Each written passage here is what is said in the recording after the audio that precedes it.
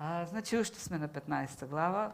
Има 51 стих, но тоа не е причината толку долго да се занимаваме со неа.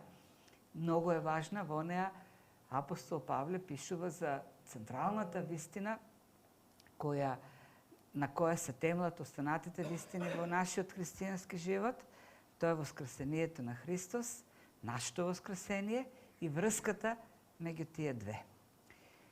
Видовме веќе дека причината заради која Павле ја пишува оваа глава е појавата на некои учители кои почнале да проповедаат во Коринт дека нема воскресение од мртвите. Тоест, воскресението од мртвите е нешто како првоаприлска шега. Ние ќе се збориме за воскресение, меѓутоа тоа во реалноста не постои. И причината за нивното неприфаќање на едно такво учење е целиот систем во кој тие живееле, целиот светоглед. Еленистичкиот свет, вклучително и луѓето во Коринт, живееле во гностички светоглед, според кој подразбирал негирање на материјата, тоест овој свет, се што е во овој свет, вклучително и нашите тела, се лоши, се зли, се еден затвор. И човек, стремежот на човекот е да се ослободи од овој затвор и да се оди во духовното. И во еден таков систем на разбирање, на гледање на нештата, учење според кој човек ќе воскресне во ова тело за вечноста е неприфатливо. Тоа е глупост, големо безумие. Па ние за тоа живееме да се ослободиме од телото и од овој свет, а пак сега доаѓаат некои и не учат дека ќе воскреснеме пак во тело. Тоа е големиот проблем и Павле им објаснува во 15 глава одговора, така што уште на самиот почеток и вели дека самото Евангелие всушност е воскресението на Исус. Тоа е Евангелието, тоа е добрата вест, дека Христос дојде, умре за нашите гревови, беше погребан и воскресна на третиот ден. Ако нема таква вест, ако нема воскресение на Христос, тоа значи дека нема и Евангелие. Не постои Евангелие. И потоа докажува дека воскресението на Исус е историски факт. Ние не можеме да го одречеме воскресението од мртвите, вклучително и воскресението на Исус, зашто тоа е вистината. Да се отврли воскресението на Исус, значи да се отврли историјата. Зашто Христос кога воскреснал се јавил на апостолите, на Петар, се јавил на 500 души одеднаш, се јавил на Јаков, неговиот брат. И на крајот вели ми се јави и мене. И не само што ми се јави, не само што е реалност, туку воскресението значи сила. Кога мене ми се јави, јас бев терорист, рушев цркви, убивав христијани, поставав бомби во црквите, да ги уништам. Сега сум апостол. И сето тоа е доказ дека воскресението се случило. И потоа продолжува да им кажу какви последици има ако го отврлиме тоа учење. Ако Христос не воскреснал, тогаш ние проповедниците сме измамници. Тогаш ние кажуваме некакви фалсификати. Тоа значи дека нашата проповед е празна, тоа значи дека се е измислица, тоа значи дека треба да се одиме дома. Зошто воопшто се собираме? А тоа значи дека нашата вера е празна, зашто нашата вера се темели точно на воскресението на Христос и на нашето воскресение заради Него, заради Неговото. Значи, тоа се аргументи кои поставува Павле, кои ги дава и на крајот на краиштата основниот заклучок е ако се тргне таа доктрина, тогаш се руши целата конструкција, христијанска конструкција, зашто воскресението на Христос и нашето воскресение е столбот, основниот столб кој ги држи сите други доктрини. А ако се тргне тој столб, се руши целото христијанство. И сега тоа е она што го разгледавме до 35 стих. Во продолжение Павле, што можевме да чуеме, одговара на некои други прашања. Очигледно е дека некои христијани, така малку цинично, велат добро, поред, ајде да кажем има воскресение, ама како ќе настане тоа? Какви ќе бидат тие тела? Од што ќе се состојат тие тела? како ќе изгледат тие тела. И Павле на таквото иронично, цинично прашање одговора така што ја префрла топката на другата страна и вели: вие сте безумници. И така почнува 35 стих. Безумнику, лудаку. Зошто? Бидејќи вие во вашиот систем, во вашиот светоглед, не давате, не дозволувате простор за воскресение на мртвите, треба ли ние сега да го отврлиме Божјото Слово? Ако вашиот светски систем отврла нешто, вие очекувате сега ние да го прилагодиме или да го отврлиме, да отврлиме вистината и да го отврлиме Словото на Бог. И навистина тоа е големо безумие. Павле во тоа послание досега на многу пати потврди, докажа, даде аргументи дека тоа е Слово од Бог, дека тоа е преданието што останало од Стариот Завет, она што го слушали, она што е запишано. И сега неговиот аргумент е: вие имате свој светоглед и сега сакате заради тој ваш светоглед ние да се откажеме од вистината. И тоа е големото безумие. И големи безумници сме навистина сме безумници, ако заради тоа што светот ни вели нешто и одрекува нешто од Библијата и противречи на Библијата, ние да го смениме сега Словото. И дава неколку аргументи и вели: вие сте безумници зашто насекаде околу нас вие може да видите смрт и воскресение. Во природата има смрт и воскресение. Не се чудите како во природата преку смртта гледате нов живот, а се чудите кога јас велам дека во смртта всушност ние воскреснуваме за нов живот. Така да дели неколку аргументи и кажа: прво, созданието го зима како пример, потоа говори за откупувањето и искупувањето што го имаме во воскресението и говори за една трансформација. Всушност воскресението е преобразба, целосна, тотална преобразба. И во еден голем дел овде, ќе видим, тој пак се навраќа на паралелата што во претходните стихови ја правеше меѓу првиот Адам и последниот Адам. Меѓу Адам преку кого дојде гревот и смртта и Адам во кого имаме вечен живот, воскресение и вечен живот. Земниот и небесниот Адам. Оној што од глина, глинениот и духовниот Адам. Така, тие се некои врски кои ќе ги разгледаме. Всушност, овој текст дава одговор на едно многу важно прашање. Многу елементарно, но многу важно. Прашање кои ги засега сите. Тоест, прашање кои секој си го постава. Може да е и учен, може да и е прост, но си ги постава тие прашања. Дури и големите умови, како например Лав Толстој, Лав Николаевич Толстој, на крајот од животот кога си прави осврт, се навраќа на еден момент кога бил на 50 годишна возраст, се измачувал од едно прашање и тој вели: тоа прашање ме доведе до работ на самоубиство. А кое вели прашањето? Она е едноставно прашање што секој си го поставя, ако не најде одговор, не може да живее. Прашањето е дали ова што го правам денес, дали она што го правам утре, има некакво значење. Тоест, зошто би правил нешто или зошто би посакувал да правам нешто. И на крајот на краиштата, кога ќе дојде неизбежната смрт, ќе има ли некоја смисла што ќе устои, ќе опстане, ќе продолжи понатаму? Или во смртта се ќе се обесмисли?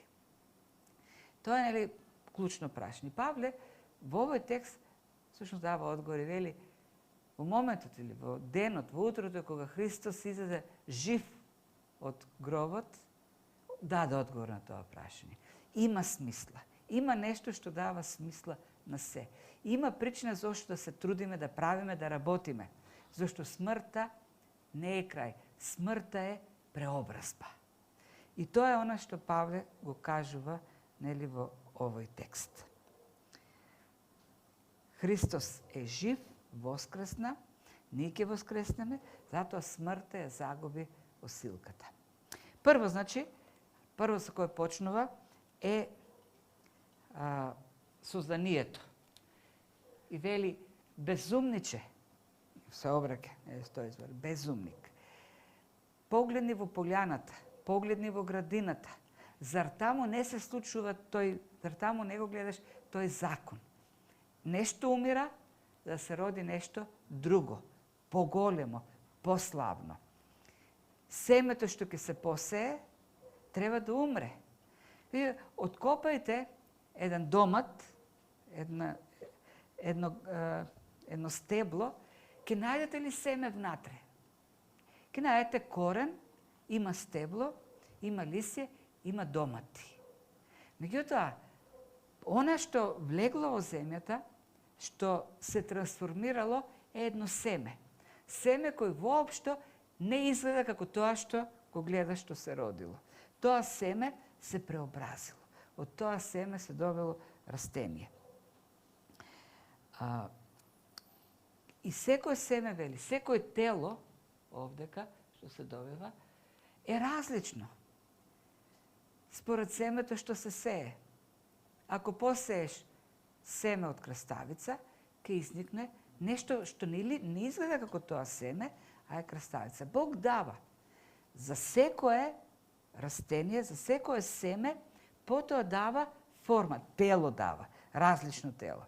И тоа тело е поинакво од онаа што било закопано, погребано, од онаа што се распаднало, за да од него излезе нешто поинакво.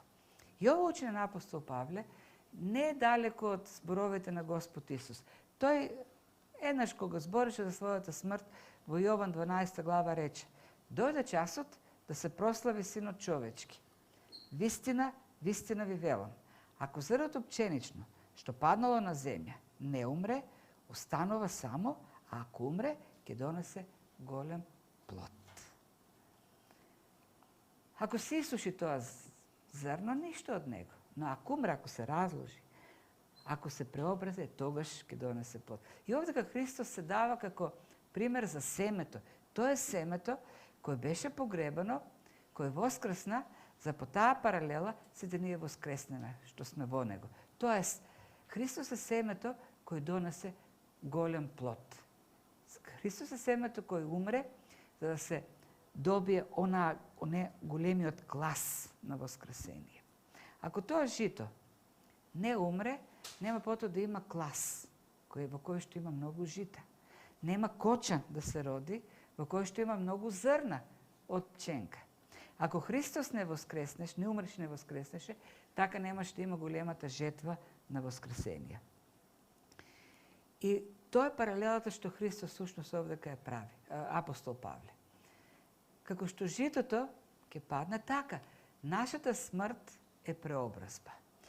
Нашиот живот овдека, и кога Павле говори за воскресение, тој нема во предвид само телесно воскресение. Тој има предвид нешто многу повеќе. Нашите животи овдека на земјата се семето. Ние овдека на земјата живееме живот, во тела, работиме и сето тоа е едно семе кој треба да умре еден ден, за да роди плод. Тоест, да се преобрази во слава. Да даде нешто што ќе биде многу повеќе, многу пославно, многу поизобилно од тоа што е сега. Понекогаш кога ни доаѓаат тешки моменти и се распаѓа и губиме надеж и си велиме, абе каков рај и Божјо царство, ние сме веќе во пекол и сме наликуваме на коринтјаните, токму тогаш треба да се сетиме дека всушност во овој живот ние умираме. Овој живот е едно семе кој постојано треба да умира, за да даде плод. И тоа е вистината. Христос воскресна за да обесили смртта. Христос, тоа е причината за нашето воскресение. И кога гледаме како се распаѓа околу нас, кога гледаме и слушаме постојано лоши вести, дека овој свет и еколошки, и политички, и економски колабира, и културно, и етички. Тоа е тоа. Овој свет треба да умре, да се преобрази. Овој живот треба да се распадне, да се трансформира во еден поинаков живот. Тоа е логиката на живот. Дури ние самите ние, за да се родиме повторно, треба да умреме. Ние умираме во Христос, за да живееме за Христос. Умираме за Адам, за да живееме за Христос. Тоа е принципот, механизмот. Нешто треба да умре, за да се роди нешто поголемо. И вели самиот и се навраќа или се обраќа кон поредокот на созданието и вели: гледате колку различни тела има. Значи Павле не им одговора во какво тело ќе воскреснеме. Тој не им дава одговор како ќе изгледа тоа тело, како ќе се случи. Воопшто не им дава. Туку пак се навраќа и овде ќе дава креативноста на Бог. И вели, Бог создал на различни тела. Има човечко тело, има тело на животни, тело на птици, тело на риби, има небесни, земни тела. Сите овие се земни тела. Човекот, животните, птиците, рибите. Меѓутоа има и небесни тела. Има сонце, месечина, има звезди. И како што се разликуваат телата на земјата, така по сјај се разликуваат на небото. Тоест Бог на секое нешто му дал тело кое одговара на средината во која живее. Птиците немаат перја, а пак рибите немаат пердови. Представете си риби во водата со пердови. Ке се удават, тоест не може да се удават, ама ке им пречат. Тоест Бог, апостол Павле вели, гледате ли Бог колко е креативен? Вие се чудите, за вас најголемата пречка да ја прифатите ова доктрина е какво ќе биде сега тоа тело. А Бог кој создал толку различни тела, па на крајот на краиштата и сонцето и месечината ги поставил во таква состојба да вршат функција, едното да сјае, другото да одразува сјај, а пак некои звезди да има таков сјај кој ќе не регулират во животот, тоест да можеме да се ориентираме. Вие се чудите какви тела ќе ни даде Бог со воскресението. Ќе ни даде точно такви тела, какви што треба да имаме во новото создание, во Божјото царство. Токму такви тела, како што, например, на рибата му треба посебно тело и на птицата, такви тела како што не треба нам, во Божјото царство. Зашто овие тела овдека вршат работа за овде на земјата. Телата што ќе ги добиеме за Божјото царство во вечноста, ќе бидат такви што ќе одговараат за тој живот таму. И ако некој ме прашува какви ќе бидат, не знам, не сум бил таму да видам. Не знам како е во Божјото царство. Не знам какви се атмосферските влијанија. Не знам каква е климата или не знам ништо за таму. Но знам дека Бог кој дал сега овдека во овој несовршен живот, така совршена подредба, таков совршен дизајн, така проектирал совршено се, тоа ќе го направи и во Божјото царство. Уште посовршено, уште подобро. И она што е интересно овдека друга работа е што Павле го испревртува редот од Битие 1 глава. Ако читате во Битие 1 глава, прво почнува за звездите, па сонцето и месечината, па потоа рибите, па птиците, животните и на крајот човекот. Овдека е свртна редот. Човекот, животните, птиците, рибите, сонцето, месечината и на крајот звездите. И единствениот заклучок што јас можам да го извлечем од овде е дека Павле нарочно го свртува тој ред, овдека, за да покаже дека преобразбата која ќе се случи во воскресението ќе биде радикална, ќе биде темелна. Тоест, се ќе биде преобразено. Буквално се. Целото создание ќе биде преобразено. Дури и редот ќе биде преобразен. Некако оно и во Битие. Некако во создавањето на новото небо и новата земја. Второто создание ќе биде во се поразлично од онаа првото на оваа земја и ова небо. Тоест, ништо нема да остане како што било. Се ќе биде променето. Целосна трансформација на се. И таа преобразба е подобро опишена во 42 до 44 стих. И тука може да ги видите контрастите на придавките. Не се придавки, но јас ги направам како придавки. Вели, што се сее? Се сее нешто што е распадливо, вели така и со воскресението на мртвите. се сее за распаѓање, се сее во безчестие, се сее во немок, се сее душевно тело или овдека всушност зборот е физичко тело. Тоа. Значи, оно што се сее распадливо, нечесно или срамно, е вистинскиот збор, нешто што нема никаква чест, почит или слава, немокно е и е ограничено физичко. И тоа вие, ако сакате, Павловата представа за животот овде на земјата. Павловата представа за нас. Ние сме распадливи, ние сме посрамени, ние сме немокни и ние сме ограничени на физичкото. И колку и да се обидуваме овој живот овдека да го разубавуваме и какви учења да измислиме за просперитет, дека секи е убаво, како христијани, дека ќе напредуваме и ќе бидеме постојано радосни, весели, постојано, нели, хепи, како некои мотивирачки говорници што проповедаат. Вистината е дека овдека ние се распаѓаме секој ден. Вистината е дека живееме во срам и во вина. Тоа е вистината. Колку да сме оправдани во Христос, нашиот стар човек влече кон гревот. И ориентирани сме кон грев. Тоа е вистината. Нема слава, нема чест. Вистината е дека сме слаби, немокни сме, слабееме. Вистината е дека старееме, се разболуваме, се истоштуваме и секој ден тоа станува повидливо во нашите животи. Тоа е вистината. Вистината е дека нас не интересира физичкото, материјалното, но тоа сме фокусирани. Тоа е она што се сее, вели Павле. А што воскреснува? Воскреснува нераспадливо, туку нешто нераспадливо, вечно воскреснува. Не се сее срамно, уште кога Адам и Ева паднаа во грев. Ние паднавме во срам и во вина. Тие се засрамија, дојде срамот во нив и дојде срамот во нас. Срамот е спротивен на славата. Се сее нешто што е срамно.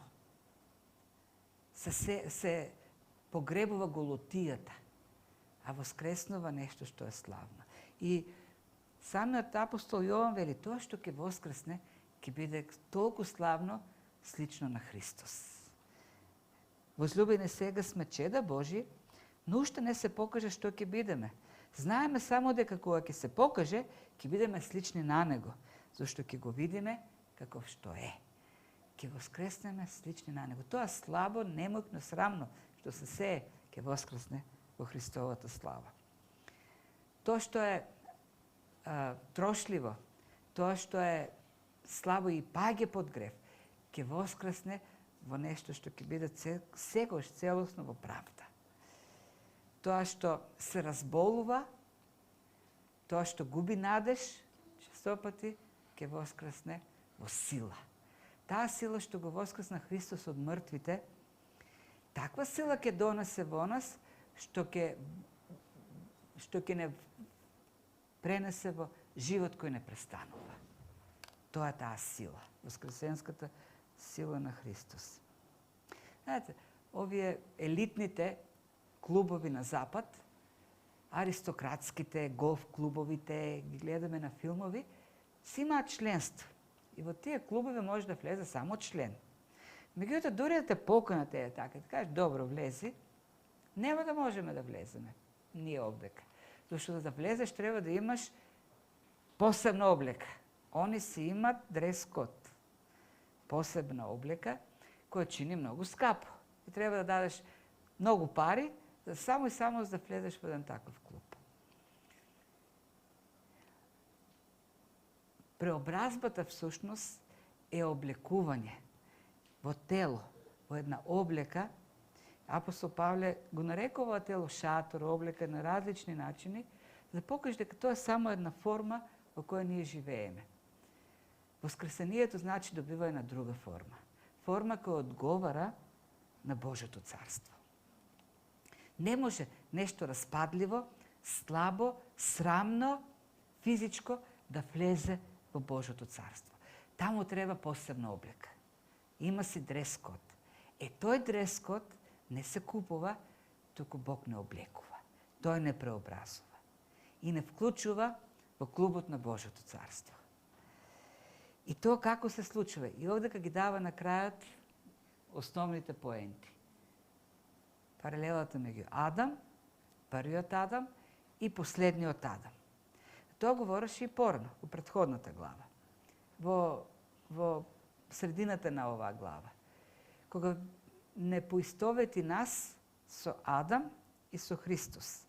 Адам е представител, репрезентативна фигура на целото човештво, како што и Христос може да биде репрезентативна фигура. Адам и Христос се како министрите или председателите на државите. Она што ќе го направат тие, кредитот што ќе го земат, договорот што ќе го склучат, важи за сите во земјата. Никој не може да избегне од тоа. Она што ќе го потпишат, актот што ќе го донесат, важи за сите. Она што го направи Адам, важише за сите. Гревот во кој што падна Адам и вината за тој грев и пресудата важи за целото човештво. Христос пак донесе избавување, донесе живот. И сега, има две основни репрезентативни фигури. Адам и Христос. Од тоа, на кого припаѓаме, во кого сме, зависи дали сме во греф и смрт или во живот и воскресение. Тоа беше идејата во претходните стихови. Овдека ја шири идејата апостол Павле. Кога веќе говори за воскресението. И првиот го нарекува земен, глинен, вториот го нарекува, или последниот, небесен, или духовен. И тука е големата разлика. Вели, сите ние сме или по ликот на земниот Адам, или по ликот на небесниот Адам. Или сме земни, глинени или калливи, или сме небесни или Христови. И тука тоа е предупредувањето, основната идеја. Во кој Адам сме? Со кој Адам се поистоветуваме? Во кој Адам живееме? На кој Адам се повикуваме? Првиот Адам, бидејќи беше земен, физички слаб, не ги исполни барањата на Бог. Господ, небесниот Адам, совршно се покори на Бог и не избави од смртта. Земниот, глинениот Адам, значи несовршенство, значи греф, значи осуда. Небесниот Адам е животворен дух, носи живот, дава воскресение.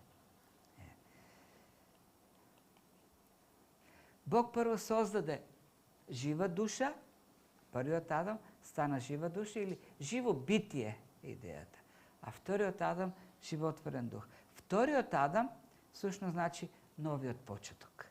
Вториот Адам е новата можност за вечен живот. Така да, како што има земен Адам и небесен Адам, така постојат луѓе кои се соединети со првиот Адам, земниот Адам, луѓе кои без надеж за слава и луѓе кои се соединети со последниот Адам, тоа е Исус Христос.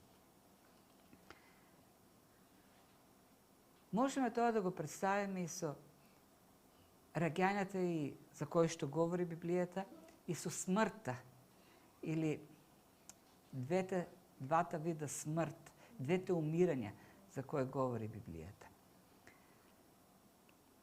Библијата вели дека има физичко раѓање, сите ние сме поминали низ физичко раѓање.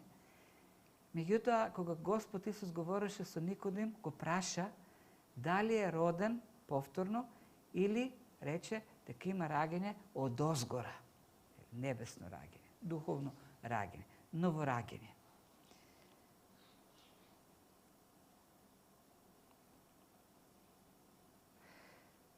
Новото раѓање не соединува со Христос. Во новото раѓање има пак умирање. Не можеме да се родиме повторно во Христос, да се соединиме со Христос преку верата во Него, ако не умреме за Адам. Меѓутоа, Библијата не говори за две умирања на земјата. Говори за две раѓања и две умирања. Едно на земјата и едно во вечноста. Но говори за две раѓања кои се случуваат овдека. Едно физичко и едно раѓање кое се случува духовно, преку верата во Христос. Тоа духовно раѓање не соединува со Христос. Прави да бидеме Христови небесни. Тоа значи дека воскресенскиот живот ние почнуваме да го живееме уште сега. Со новораѓањето. Целата слава на воскресенскиот живот ќе дојде со нашето воскресение. Но ние веќе го живееме тој воскресенски живот. Тоа е реално сега и овдека. Има и две умирања, или два вида смрт. Природно умирање, а во Откровение, 21 глава, се говори за втора смрт или огнено езеро. И сега ние го знаеме како пекол. Сега кој е, уствари, принципот што го открива Библијата? Кој ќе се роди еднаш, ќе умре два пати. Кој ќе се роди два пати, ќе умре еднаш. Оние што се во Адам, се раѓаат само еднаш, но умираат два пати. Оние што се раѓаат во Христос, повторно, кои што се новораѓаат, се раѓаат два пати, еднаш во Адам, потоа во Христос, меѓутоа умираат само еднаш. Воскреснуваат, тоест умираат за да воскреснат за вечен живот. Оние што се во Адам и се родиле само еднаш, умираат за пак да умрат.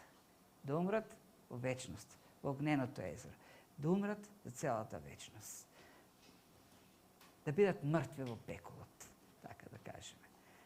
Да бидат далеко од Божјата слава. И тоа е основната поента всушност на оваа дела, кога вели во Адам или во Христос. Дали сме во Адам, дали сме во Христос, дали сме во гревот и смртта и во осудата, или сме во воскресението и животот. А ако не сме се родили повторно во Христос, ако не сме умреле за Адам, тогаш ќе умреме, за да умреме пак. Ако сме се родили во Христос, тогаш ќе умреме за да живееме со Него во целата вечност. Тоест, ќе живееме дури и кога ќе умреме. А пак, самото воскресение ќе не донесе во тој воскресенски живот кој ќе биде во совршенство. Некако овдека во овие распадливи и ограничени тела. И тоа е клучната тема овде, клучното прашање на апостол Павле. Има Адам, сега, се уште вели Павле, се уште сме по ликот на Адам. Иако сме во воскресенскиот живот, иако сме родени во Христос, овде на земјата се уште сме во ликот на Адам, на земниот Адам. Меѓутоа, кога ќе дојде воскресението, тогаш ќе го носиме ликот или образот на небесниот. Тогаш ќе бидеме како него. И